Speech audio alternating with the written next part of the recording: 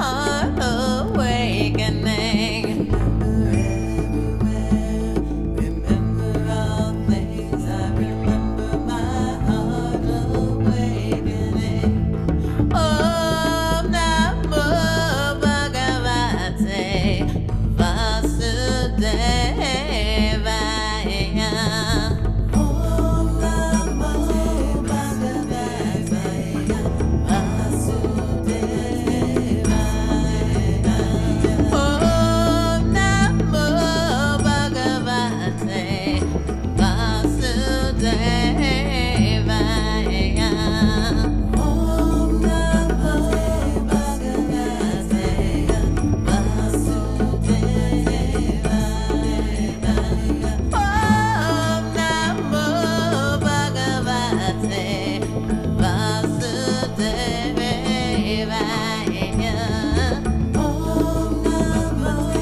Bhagavate Vasudevaya. Om Namo Bhagavate Vasudevaya. Om Namo Bhagavate Vasudevaya. Om Namo Bhagavate Vasudevaya. Remember everywhere, remember all. Welcome, everyone, to Christiana's Psychic Café. I'm so glad you're here. I hope you enjoyed the Samhain Spectacular last week. This week, we are continuing in spectacular mode with a fabulous guest. He has a new book. I think a lot of you know him. I'm going to bring him on right now. James Ricklef, thank you so much for being with me on the Psychic Café. How are you? Hi, Christiana. I'm great. Thank you. And thank you for having me on the show. Well, and you know, the timing on it is so great because your new book is out. Is that not right? That's right. Right. It's like been a week or so. Yes. Terrific. So we're going to be talking a great deal about that today. One of the things I like to do is to start the show with a card of the week. Now, I know we're going to be talking about some cards here today. In fact, if you know what, people, if you don't like tarot, just go do something else right now because we're all tarot all the time for the next hour.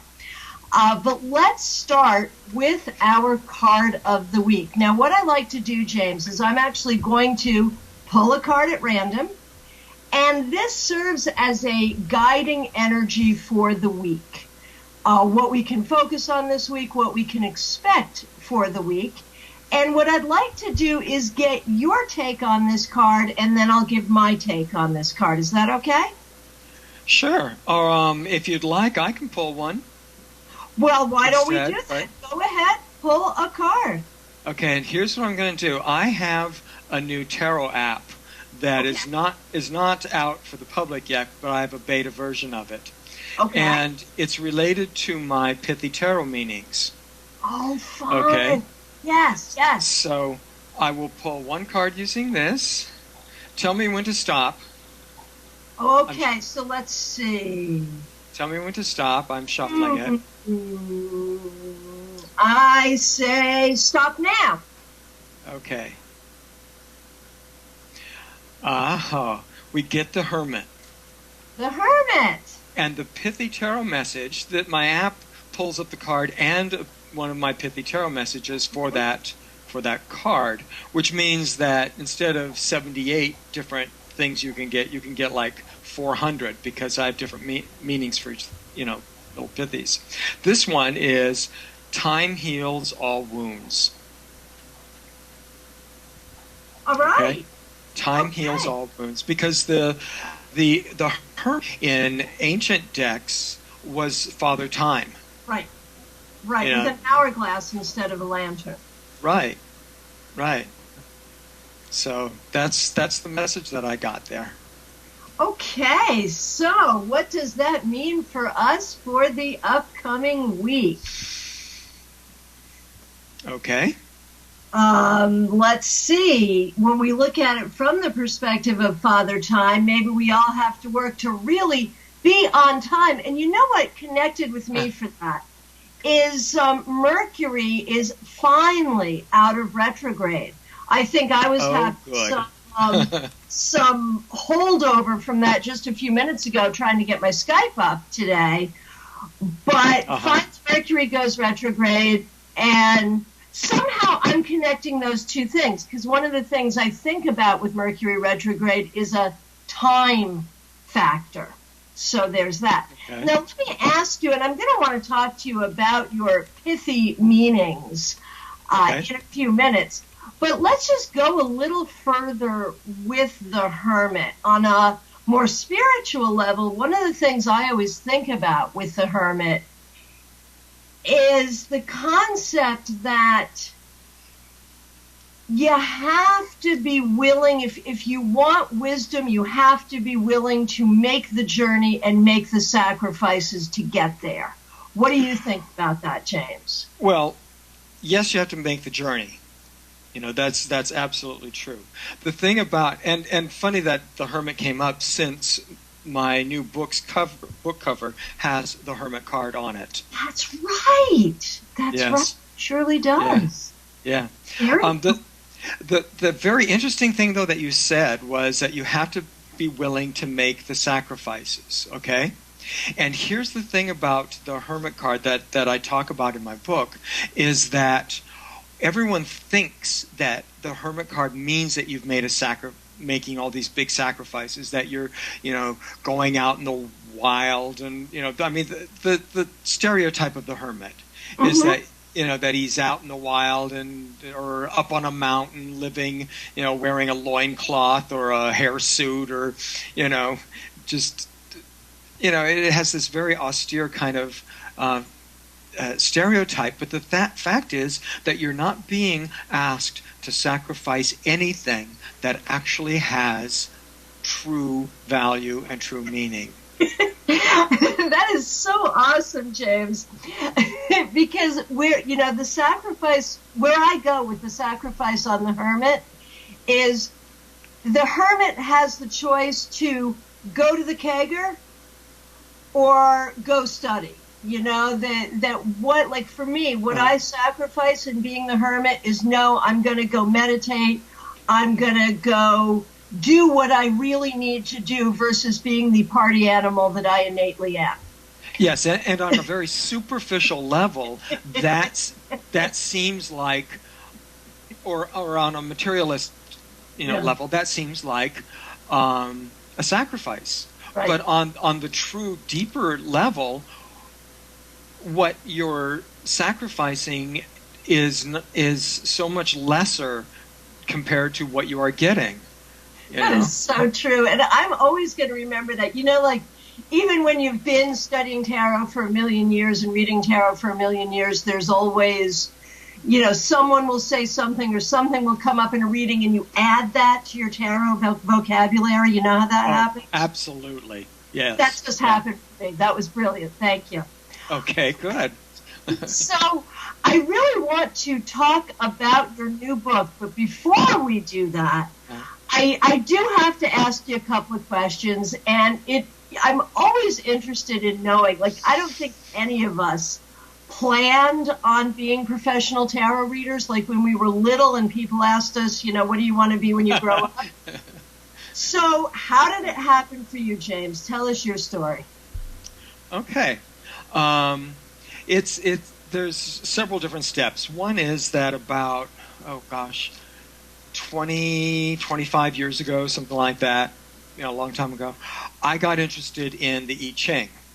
Okay, and so I was interested in that and everything. But the thing is that the I Ching doesn't have the pretty pictures.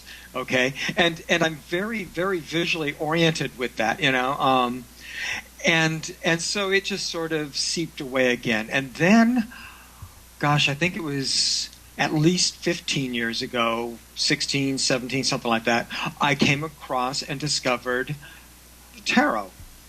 Now, when I say discovered, I'm sure I had, heard about it and knew about it, peripherally, because it's in our social, milieu anyway. But I got interested in it, and I started learning it, and I read books, and I, all this kind of stuff. And the more I did, the more I got drawn into it, and it really, really felt like that thing that happens when you fall in love. You know, when you fall in love, you want to know everything you can about that person. Okay, and it was the same thing with the tarot. It's like, I want to know everything about it. And luckily for me at that time, this was like in the late 90s, the internet was there. You know, I mean, I can imagine that it was much tougher when that you start learning, you know, get exposed to it, if it had been in the 70s or whatever, and all you could do is maybe go to an occult bookstore and find a book or something. But, you know, there was this whole... I had a computer at work. I didn't have one at home yet at that time. And I just decided once, you know what, I'm going to do a search. You didn't call it Googling then. I'm going to do a search and see if there's anything on the internet about tarot. So I went into, I think it was a Yahoo search, and typed in tarot, and it came back, and there were like 15,347 hits or something like that. And I thought, okay, I guess that means yes, there is. You know, and that's when I discovered, like, I don't know if you ever heard of Tarot L. Oh, sure. I remember you from Tarot L. Oh, yeah, okay. Yeah, I was on, so I got on that. You know, I just, you know, did all sorts of, you know, that kind of thing. And then I think it was in 1998, the company that I was working for, I was in IT, and I was working for a bank, and the bank was bought out. Okay? So it was sort of like a tower event. You know, oh no, I'm losing my job. You know, that's what everyone, you know, because the bank that bought us didn't need a second IT department, so they were just going to, you know, let us all go. You know, we had an option of applying for a job with them or something. So I saw that as an opportunity, because the tower can be the universe saying, okay, you are in this structure that is not the correct structure for you. You know, it's a bad foundation. You need to get out of it. You can either walk out, or I'm going to come along and blast you out and throw you out on your butt. Okay? And so I saw it as that opportunity to get out of something that, you know, because I'd never liked being in that corporate kind of environment with, you know, this kind of thing. And so I thought, okay, that's great. Now, the great thing, though, was that bank that bought us had already a couple years prior bought a different bank, let go their IT department, you know, not immediately, but very quickly, and they were totally burned on it because they couldn't integrate the systems because they didn't have anybody, you know, they had to hire people back in. So they were super cautious. So I had a year and a half almost between when it was announced that they were buying our company and when I finally, you know, was laid off, with very little to do except sit around on Tarot L and go to other websites, tarot websites, and you know, read up on that and get involved in it. I actually then, that was when I started doing my Ask Nighthawk readings, which, if you know, are aware of those. Yes, and thank you so much, because that was the transition I was going to go for right there. Here's my memory of you. I had been a professional reader for a few years. I studied tarot in the 80s, in the dark ages before the internet. I became a professional reader in the 90s, and I joined the very early and somewhat unfortunate ATA. And I'm so happy that the ATA has continued and become everything that it now is. But I remember the printed ATA newsletter that would come in the mail, in which Ask Nighthawk was a column. Yes. Uh-huh. And I remember, you know, again, I was a full-time professional reader, but only a couple of years in, and looking at the Nighthawk column and thinking, oh my gosh, this is brilliant. Oh, and thank it you. really helped me take another step in terms of understanding tarot and what it could do. So for people who aren't familiar with Ask Nighthawk and what that was, would you please let people know and let people know how they can get their hands on that body of brilliance, because it sure helped me and helped me be who I am as a tarot reader now. So tell us about it. Okay. Ask Nighthawk started because I thought, when I was first starting to learn how to do tarot readings, the difficulty was you could find books that would tell you what cards meant. You could find books that would have a whole bunch of spreads, very cursorily, with a very cursory kind of explanation of them. But how do you put all that together? And so I thought, sample readings would be great. So I decided to do sample readings. Now, the thing is that I had seen every once in a while a book would have one or two sample readings, but they'd be for John Doe or Jane Smith, that this person. And so it was not all that interesting to the reader, the person reading the book, and it wasn't all that helpful because you wouldn't know their backstory. Right. Okay? So I thought, I will do sample readings for fictional characters, for people from history, things like that, and so I was doing those, and I would imagine that person was sitting across from me asking a question, and I would do a reading for them, and I wrote that up, okay? And then I took a whole bunch of those and put them together in a book that was called Tarot Tells the Tale. Now, Llewellyn let Tarot Tell, which was the publisher, let that go out of print a couple of years ago, so I got the rights back to it, and I redid it, I re-edited it, I expanded on the card meanings at the back of the book, and kind of re-edited and revamped the how do you do a tarot reading at the beginning, and republished that as a new book called Tarot Reading Explained. And that is available now? That is available now on Amazon as a paperback. It's also available as a Kindle. I recently did it as a Kindle. Okay. Perfect. And so it has all those sample readings, and then after each sample reading, I have a short write-up of why I did what I did, how I did that reading. So and it's entertaining because it's about things like Beauty and the Beast. It's a reading for Beauty. There's one for Joan of Arc. There's one for the tortoise and the hare. Just one for Lady Macbeth. Things like that. And so the backstory of what's going on with this character. Now, let me just say, I've got one eye on the chat room, and you're getting an awful lot of love for that book. Mary Ellen Collins is here with us tonight. I know you know her, and she says she tells all her students to read this book. And good. Thank you. Yeah, it's a good thing. Yes. Now, here's my question, though. True confessions here on the Psychic Café. I was always blown away by the readings that happened for these characters that we all knew. Right.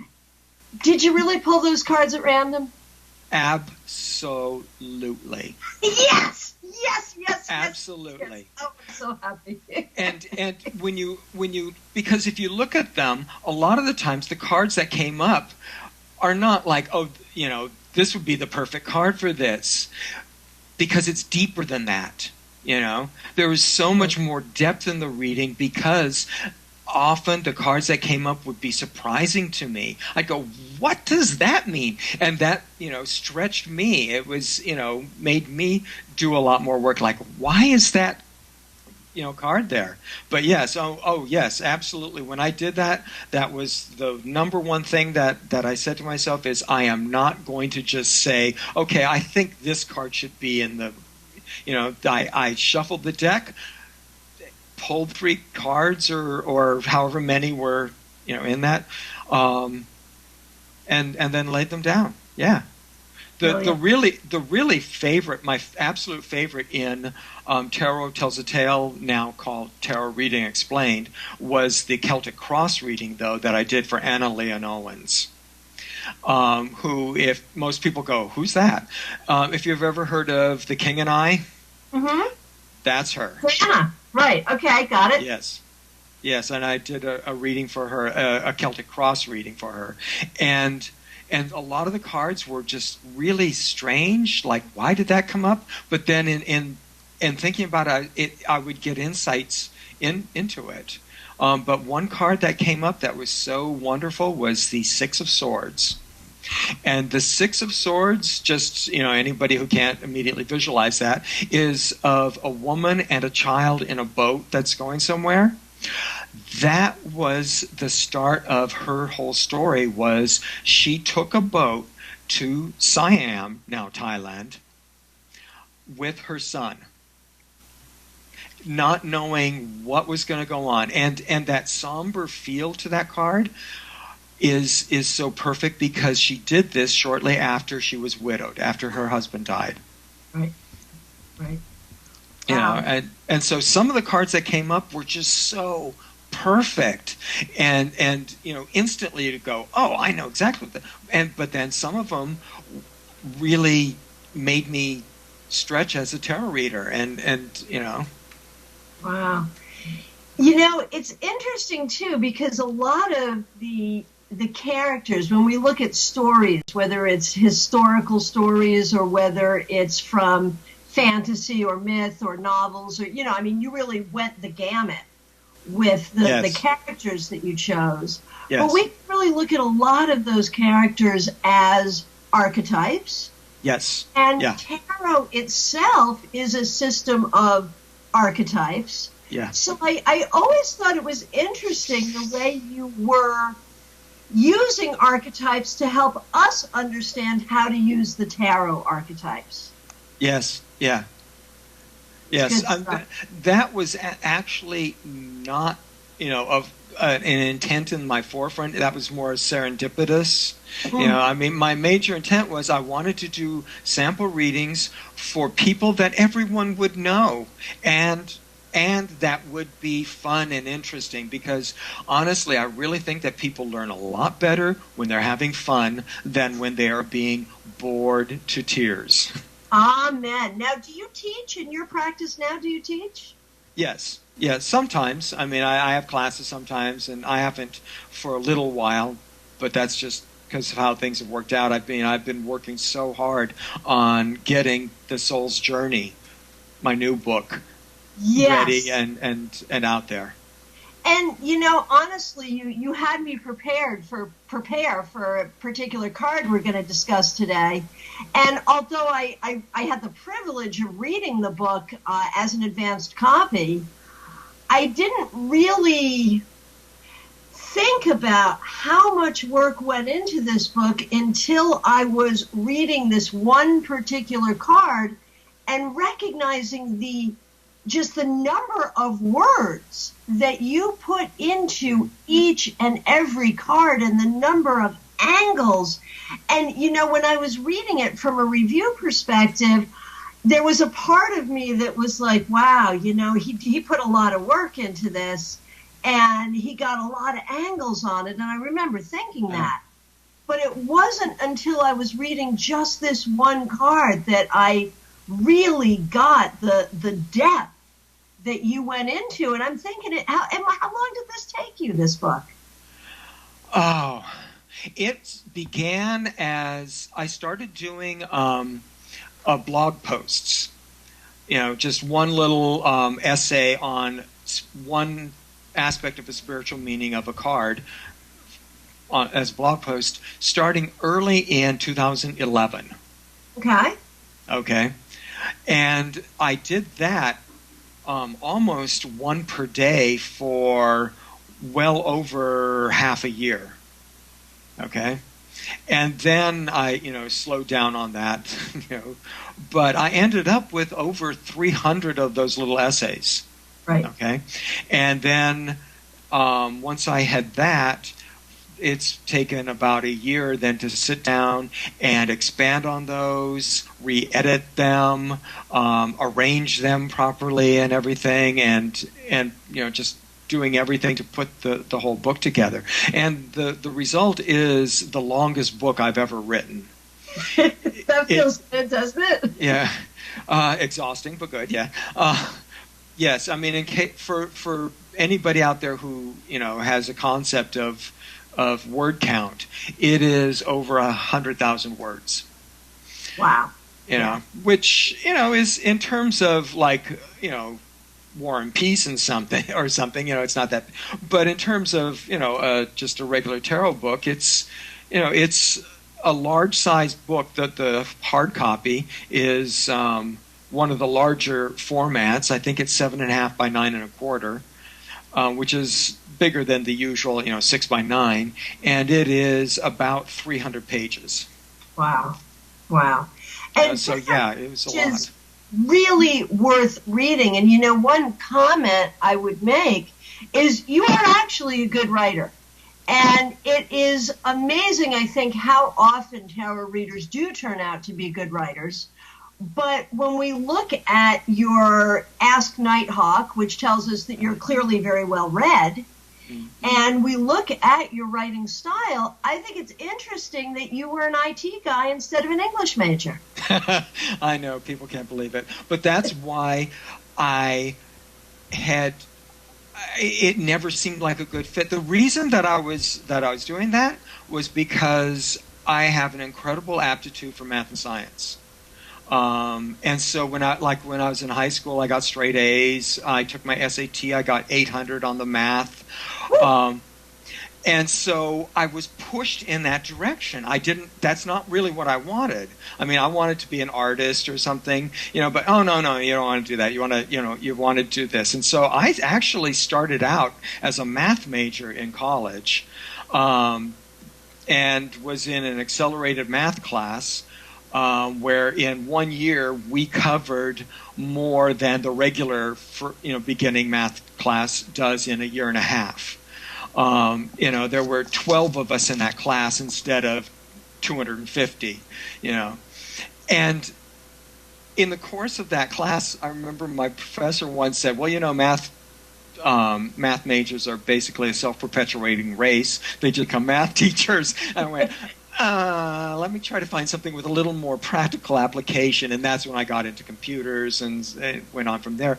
But it was never it was not following my bliss, as Joseph Campbell says. I much more wanted to be, either arts or writing. And I have a tarot deck, which is all of the cards in my tarot deck, which is Tarot of the Masters. All of the cards were inspired by old paintings. Right. And I did the artwork on myself, though, my own version of those old paintings. So I have this very strong pull toward art and literature and writing and things like that. So, that's why my tower event of saying, okay, you're losing your job, in computers. I at least at that time knew enough about tarot and had, been doing enough with tarot that I went, oh, this is a tower event, and I'm going to do it. I'm going to take it as a good thing instead of as a bad thing. So right, got it.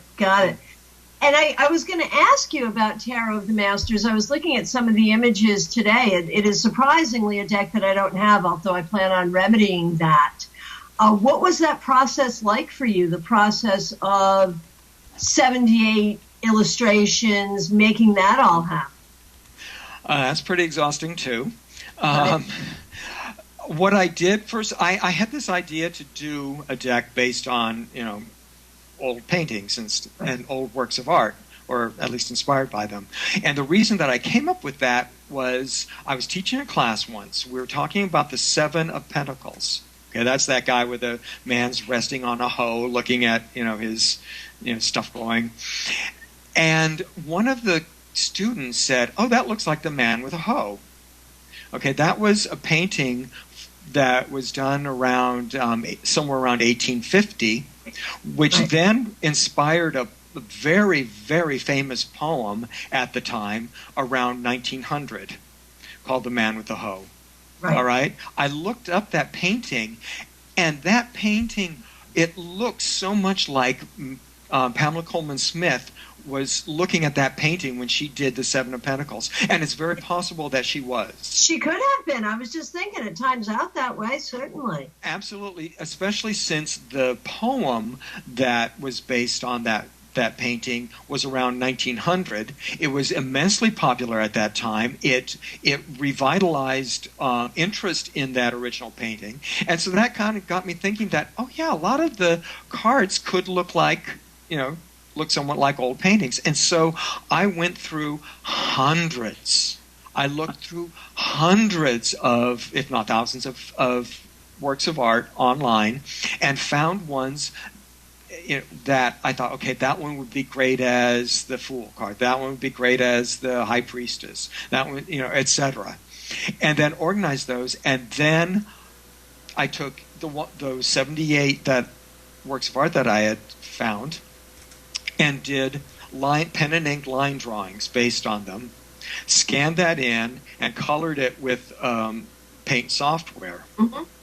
And that's how I created those 78 cards. And people have asked me how long that took, expecting that it'd be years and years.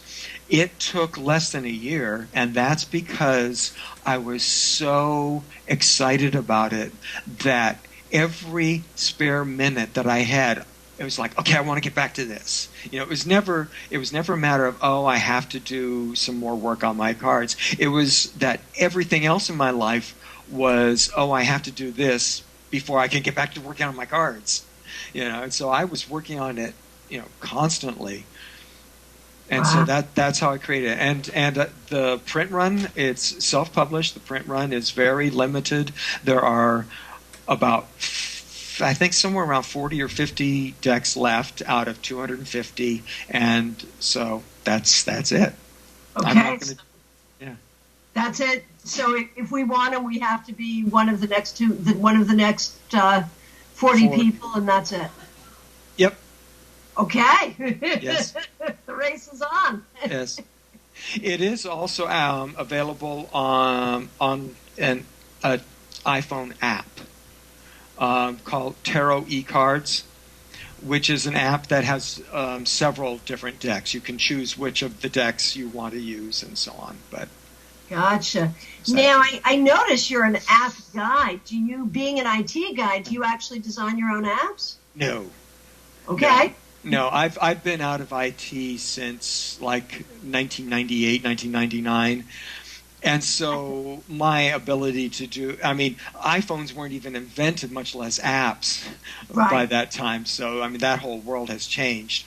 But I have that consciousness of, how that sort of stuff works. So it's in just in general. And so I'm working with a friend of mine who does do app development to do my Pithy Tarot app.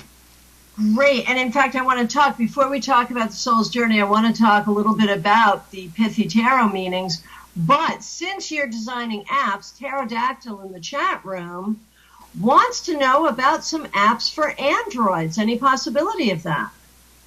The person doing the app development for me only does iPhones and iOS, so iPhones, and then an iPad, that kind of thing. He doesn't work with Android. I'm not going to rule that out as ever happening, but yeah. Okay, Android lovers would love you if you did not rule that out. So, Pithy Tarot meanings. Talk to us about what that is, where that came from, and where that's going. Okay. That started, what was it, I think it was about maybe a couple of years ago. One time I was thinking about this argument or discussion with somebody about something, and they sort of had this feeling, which you see all the time, that if you can't convince someone, then start yelling. You know, maybe if your argument's not good, at least if it's loud, maybe that'll be convincing. You know, and I was thinking, you know, you can yell as much as you want, but that doesn't change the facts. And I thought, you know what, that kind of seems like a good little meaning for the Five of Swords.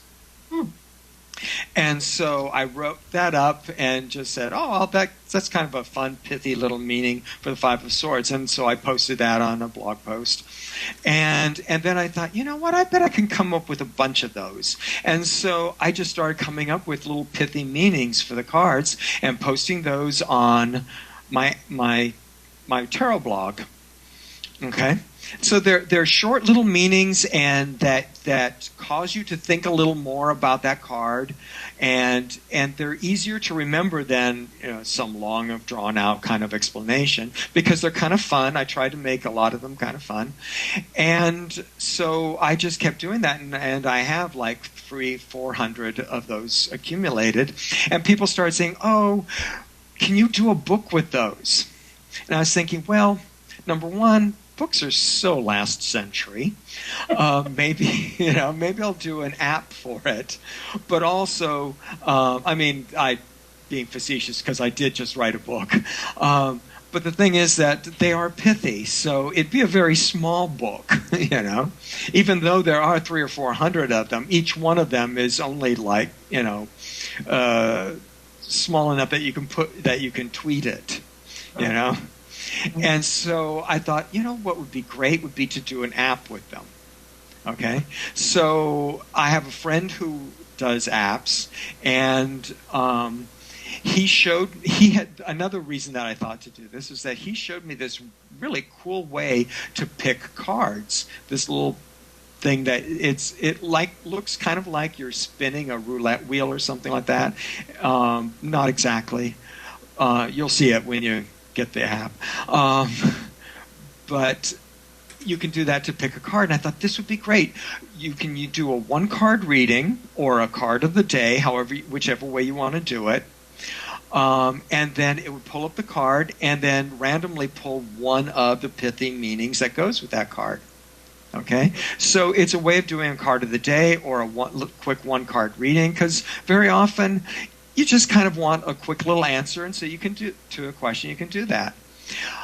But it also has a facility then that you can, another part of the app that you can consciously say, okay, I want, you know, you can do this. It has this little dial picker thing that you can choose a card. You go, okay, I want to look at the Four of Swords, let's say, and so you choose the suit of swords, and then you choose the Four of Swords within that, and it'll pull up the card, and then you can go through the various pithy meanings that I have for that particular card. So you can use it somewhat like a book, or you can use it as just a way to do a reading, a quick little reading like that. And hopefully within a month. Nice. So we'll be looking for that. Okay, so let's talk about the soul's journey. Start where you want to start. I know we've got one tarot card that we're going to talk about. Yes. In terms of the way you treated it in the book, but I'm turning it over to you now. Introduce us to your fabulous book. Okay. The soul's journey, basically my thought was, one of my thoughts in doing it was that, you know, for hundreds of years, people have been doing tarot readings, and they've been doing them to address problems and issues on the level of the material plane. Okay? Generally, in doing readings, I know that, like the Golden Dawn and some other people have used the cards themselves, just, you know, like doing path work in the card or doing a visualization into the card. They've used the cards to, you know, do spiritual exploration, but I haven't really seen a whole lot of use of the cards as doing a reading with the cards as spiritual messages. Okay? And so I wanted to write a book then that would accumulate all of those. As I said, I spent a lot of time doing blog posts with little essays that are, you know, usually about a page long, somewhere on average, something like that. And so I wanted to have something that would help people do readings that had a spiritual component. Okay, so that's why I wanted to collect this into a book. I also, at the end of the book, have, I think it's like a couple of dozen or so spreads that are specifically designed for doing spiritual readings. And, you know, Okay. I appreciate that so much. In fact, my recent book, Tarot Tour Guide, has that as a component, not on the depth that yours is, but the idea that, you know, tarot is a book of spiritual wisdom, first and foremost. Yes. And what I love about what you've done with the cards, and as I said, I've been preparing this week by reading one particular card and really looking at it, is you have drawn on spiritual, like it seems to me, tell me if I got this right. You look at spiritually what the card says to you and have drawn on poetry and religious texts from all over the world. You know, it's not specifically Christian or specifically pagan or specifically Buddhist. It's from everywhere. Yes. And kind of brought those things in to build the platform of, okay, this is the message of this card and this is why this card makes sense. That's what I got out of it. Is that what you were trying to do? Oh, absolutely. I mean, it's that because that's my own eclectic spirituality, is that I think that there are many, many paths up the mountain. A lot of people think that their path is the only one, and those other paths don't go up the mountain. And in fact, they go over and try to put roadblocks on those other paths. But there are many paths up the mountain. And so that's why I have pulled on Buddhism, various forms of Hinduism, Sufi, as mystic Christianity. I mean, I have quotes from, you know, all those, and then from Course in Miracles, Marianne Williamson, you know, Abraham Maslow, you know, just all sorts of people that, and so I have a very large bibliography in the book also. You know, so I've pulled on all those different kind of traditions because there's a bit of truth in all of them. Absolutely. You know? Absolutely. Yeah, another thing that I did, which I think is a little bit atypical, is that I also have I've gone beyond just the major arcana. I mean, some people will just say, okay, the major arcana is about spirituality, the minor arcana is not. But I'll give you a couple of quotes that really succinctly express why I wanted to really include the minor arcana.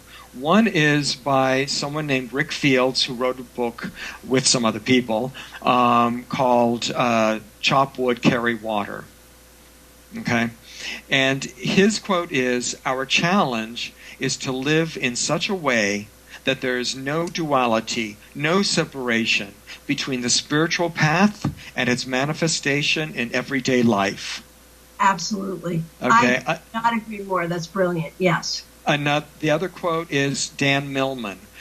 He wrote a book called The Peaceful Warrior, among other books. Sure. Actually, I had the privilege of meeting Dan Really? about 25 years ago.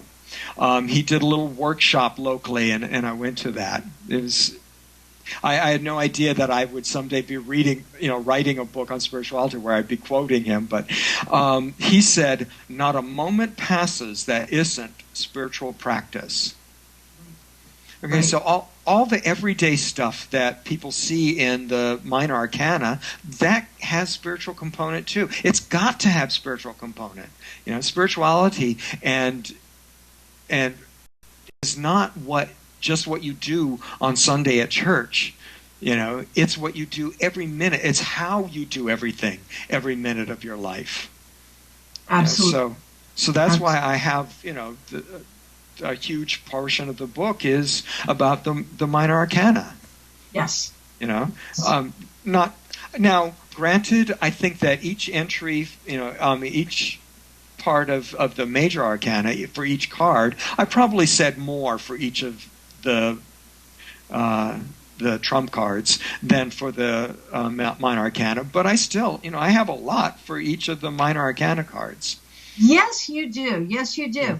And so in preparation for our conversation today, as we were emailing back and forth about what we would talk about, you pulled a card at random.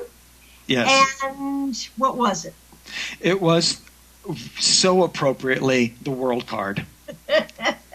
Yeah, I was just so, amazed that, because that's such a wonderful card for this. Even just the illustration, you look at the Rider-Waite deck and you have this, illustration of this woman dancing surrounded by symbols of the four elements. That is a gross trivialization of, what's going on in that card. But, basically it says we are souls operating within the material world. It's a perfect illustration of that, So, yeah, that's... Now, I was happy that you did mention that, what we've sort of mushed into these are the four elements actually were the four evangelists, the writers of the gospel, Matthew, Mark, Luke, and John.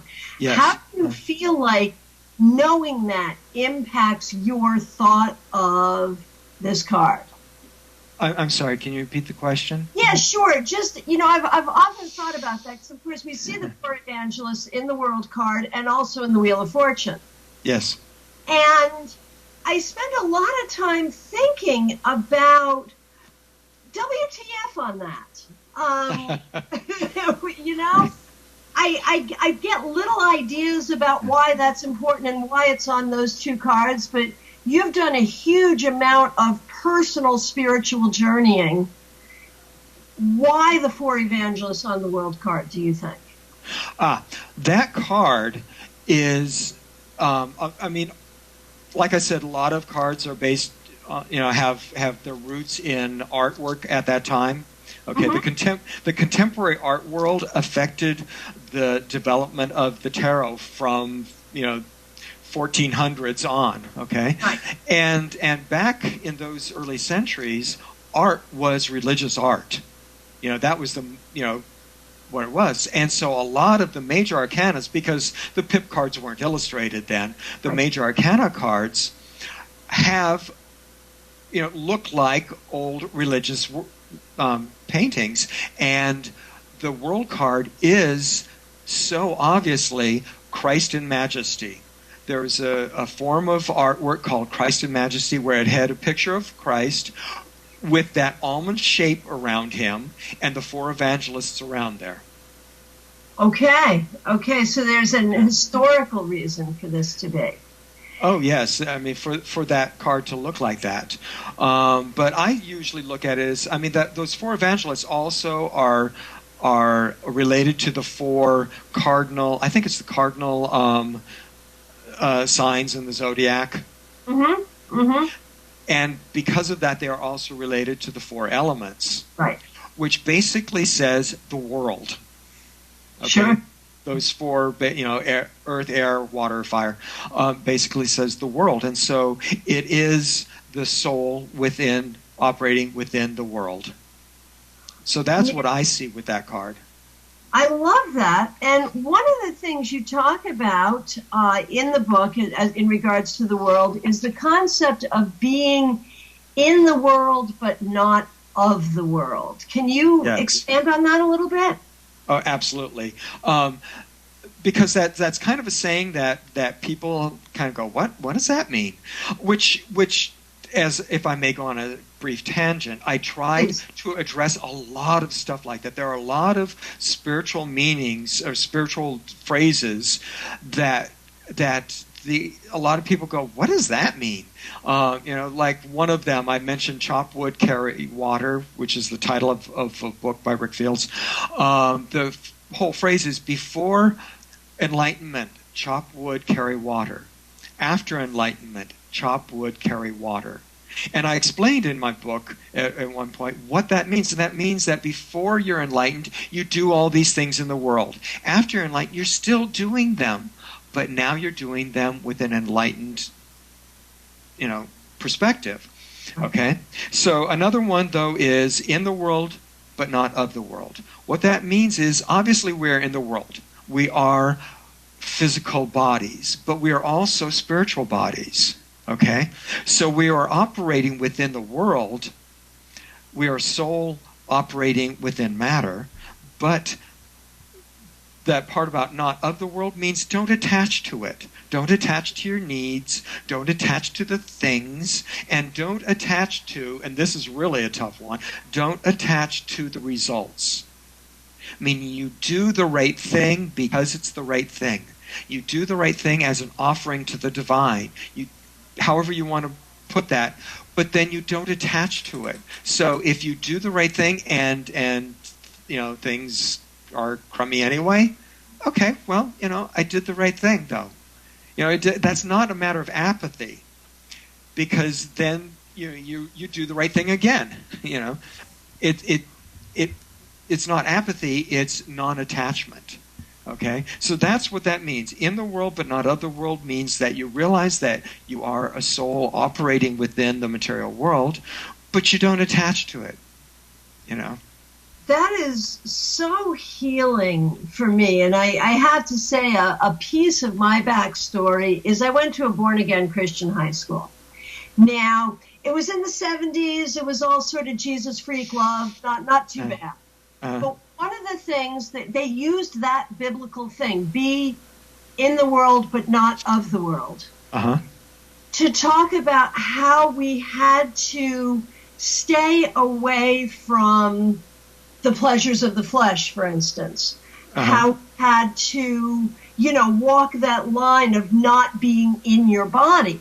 And in my adult life and in my spiritual life now, I believe just the opposite. I believe that honoring my body and being in my body and being a sexual being, that is to honor the divine, which is exactly the opposite of what I was taught. And you just healed that for me by taking that phrase and giving it meaning that works so much better for me, and I would like to believe for everyone. So that was brilliant. Oh, thank you. Yeah.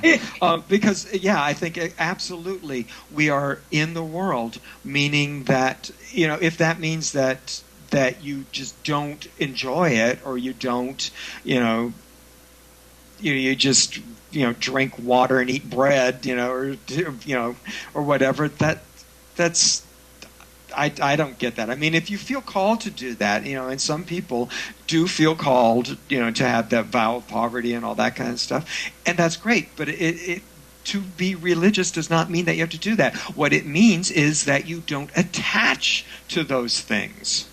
Right. It doesn't mean that that you don't do them. You don't let them control you. I mean, now we're getting into the devil card. That people. One thing that a pithy meaning that I recently wrote for that one, I don't think I've posted it yet, is for the devil card is you don't have addictions, they have you.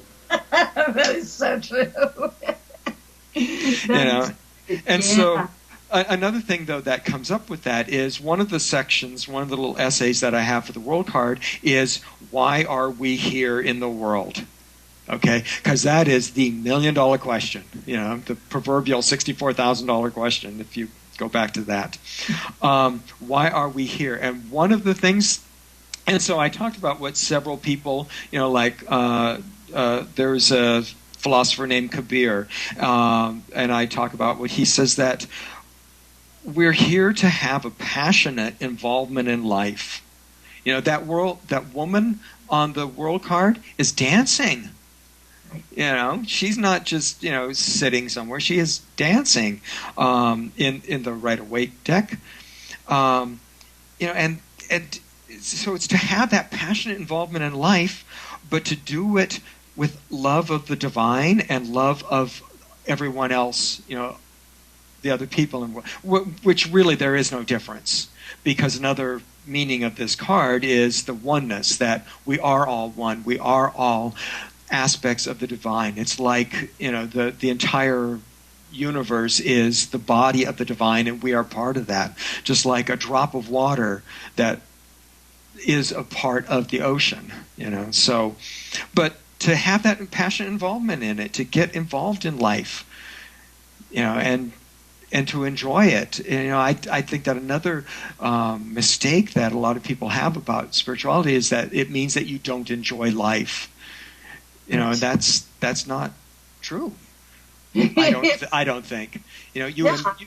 I agree. So. Now, another thing that you brought up, I'm looking through my printout here of the world. As you can see, it is many pages, people. This dude wrote a lot. One of the things that you came to for the world card was the hermetic expression, as above, so below. And I've so often related that specifically to the magician with his hand position. And I loved it that you related it to the world. Could you talk about how you came to that? Oh, it's absolutely related to the magician also. But in this case, it's more a matter of the macrocosm is reflected in the microcosm. Okay? And that means that just as the divine is spirit operating within the manifest universe, we are souls operating within the manifest universe in this small way. If, I don't mean to use small as a denigrating kind of thing, so we are basically the divine also. We are another thing is that Christianity talks about how man was created in the image of the divine. And I don't think that means that God is a very large person. It looks like, I think that it means that God, or the divine, however you want to phrase that, I use the word, the term the divine in the book because I don't want to have it be one particular sect, is spirit operating within the universe. And we are that also. We are in that image, so to speak. We are souls operating within a physical world. So that's how I was using that hermetic saying, as above, so below. I meant more the macrocosm is reflected within the microcosm. Brilliant. And I think that, I'm keeping an eye on the chat room, and I think we all agree that we will not look at the world card the same way again. And I think that, when we read this book, it's not so much that it's everything that we already know about tarot is wrong, not at all. But if you really go into what James Ricklef has to say here, you will, as I have done, just expand so much in your understanding of the cards, especially from a spiritual perspective. And you'll have benefit of taking on these spiritual messages in your life every day. So it really is just a way to use tarot as a sacred text. That's how I see it. Is that... Do you see it that way, James? Yes, partly that, but also as I wrote it, I thought, you know what? You don't even have to use tarot. You don't have to even care about tarot. You don't have to know anything about tarot. You can use this book, just read one of the little essays or passages per day. Because for each card, I have a little title, I have a little subtitle, and then a little essay, and then another little subtitle. So I have 4 or 5 on average little spiritual essays for each of the cards. You don't have to know anything or care about tarot. You can just read it as, that accumulation of what I've discovered by my, research and sojourn through things like learning about Buddhism and Course in Miracles and Hinduism and Sufi and mystical Christianity, etc. It's a lot there. I mean, you really have done your work, and one of the things I love, as different tarot voices emerge in this generation. You know, when I first started studying tarot, it was Mary Greer, it was Eden Gray, it was Rachel Pollack, and that was pretty much it. Yeah, I mean, that's there were a few more, but yeah, that was... Yeah.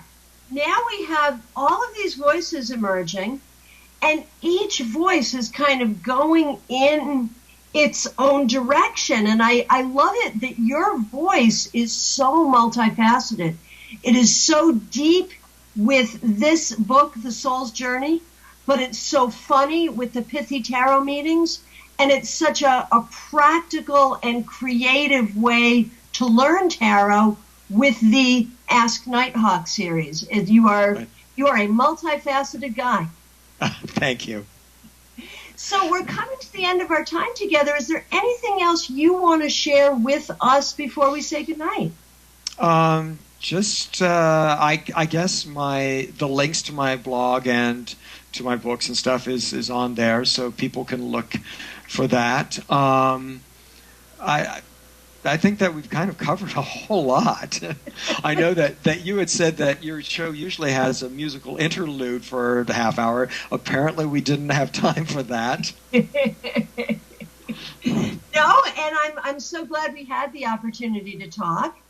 And again, everyone do check out James's blog, get his books, and James, you're pretty available on Facebook and in social media, so I know people can keep track of you there. I want to thank you so much for taking time out to be on the show today. Thank you so much for having me on the show. Well, it is our great pleasure. We've really enjoyed you. And I do want to let everyone know that another fabulous member of our tarot community is joining the Penn family starting tomorrow. Our very own, and James, I'm sure you know Arwen Lynch, yeah? Yes. Yes. Our very own Arwen Lynch starts her show tomorrow. Oh, okay. And, you know, I printed out a little blurb to share about it, and of course I printed out the wrong thing, so now I'm talking extemporaneously. But tomorrow night, 10 o'clock, Eric, remind me, what's our Arwen show called? You never know. Right, I didn't know. Yes. Arwen's show is called You Never Know, as in, you never know what Arwen's going to say next. We can check that out tomorrow night, 10 o'clock. I also want to let you know that next week I have a really interesting guest. Nancy Evans Bush is a Christian, she's not a pastor of a church, but she has a Christian education. She had a distressing near-death experience and has kept her Christian faith throughout her experience with this distressing near-death experience. She's written a book called Dancing Past the Dark. We're going to talk about faith, near-death experiences, and how not every near-death experience is a wonderful one with a white light where you get to meet God. And if you don't have a great near-death experience, it doesn't mean you're going to hell. So that should be a really interesting topic. That's next week. In the meanwhile, check out James Ricklef, and make sure you check me out too, Tarot by